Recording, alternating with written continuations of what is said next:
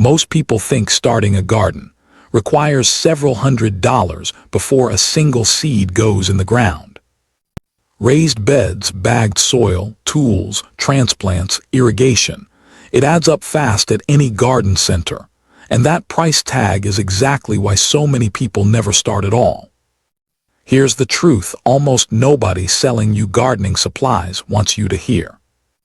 A genuinely productive garden can be started for under $30, sometimes less, if you know which purchases actually matter and which ones are pure upsell. I'm giving you the real step-by-step path in order, with the actual cost at every stage. Drop your budget in the comments right now. What are you hoping to spend to get started this year? I read every single one. Let's go. Step 1. Skip the raised bed and start in a simple in-ground row or containers you already own. A single cedar raised bed kit at a garden center runs $80 to $150 before you've even filled it with soil. An in-ground row, dug directly into existing soil, costs nothing but a shovel and some effort. If your yard doesn't allow in-ground planting, any container you already have, buckets, old totes, even a cut-open bag of soil laid flat with holes poked in the bottom, works as a genuine growing space at zero additional cost. The mistake that traps people into overspending here is believing a garden needs to look a certain way before it counts as real. It doesn't. Productivity has nothing to do with the container. Step 2. Build your soil with free compost instead of buying bagged soil. Bagged garden soil runs $8 to $12 per bag, and a single small bed can eat through 6 or more bags before it's full. Kitchen scraps, yard waste and fallen leaves, composted for a few months, replace most of what bagged soil provides for genuinely zero cost. If you need a faster start this season, a lot of municipalities and local tree services give away free compost or wood chips, sometimes by the truckload, specifically because they need to get rid of it. A single phone call to your city's public works department is worth more than any bagged product on a garden center shelf. Tell me in the comments, does your city offer free compost or mulch pickup? I want to know how many places actually do this. Step 3. Start everything from seed, not transplants. A single vegetable transplant costs $3 to $5.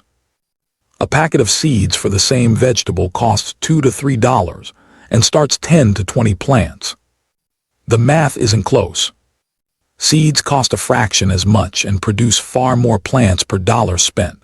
The only trade-off is a few extra weeks before harvest, which is a completely reasonable trade for a garden started on a real budget. Step 4. Source your first plants for free through swaps instead of buying every single one. Local gardening groups on social media, community plant swaps, and even neighbors with established perennials are consistently willing to give away divisions, cuttings, and extra seedlings for nothing.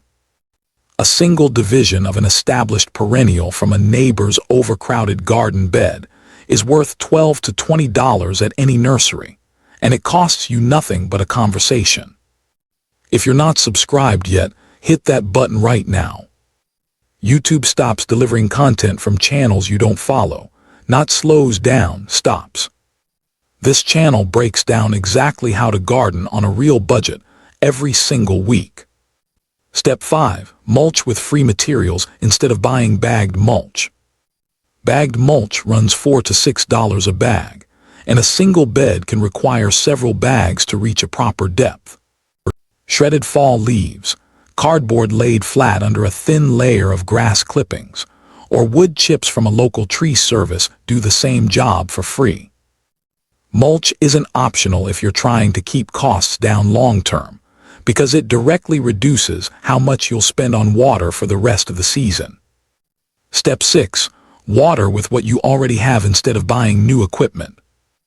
A basic rain barrel setup can be built from a single food-grade barrel, often available free or cheap from local restaurants or breweries looking to get rid of them, connected to a downspout with under $20 in fittings. For most small garden starts, though, a watering can you already own is genuinely enough. New irrigation equipment is one of the most common unnecessary early purchases for someone just getting started. Hit the like button right now. Every like tells YouTube this content is worth showing to people about to spend money on a garden setup they don't actually need. 1 tap. Step 7. Borrow or share tools instead of buying a full set.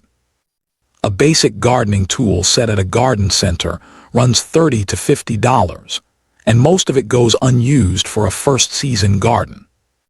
A single trowel and a pair of gloves genuinely covers almost everything a new in-ground or container garden requires. For anything bigger, a shovel, a wheelbarrow, ask a neighbor before buying. Most tools sit unused most of the year, which makes them one of the easiest things to borrow rather than purchase. Step 8. Start small and expand only once the first section is actually working. The single most expensive mistake in a first-year garden is going too big too fast, buying enough materials for a large space before proving out a smaller one first. A modest first-season garden, 1 row or a handful of containers, costs a fraction of a full yard conversion, and it lets you learn what actually grows well in your specific conditions before spending more to expand.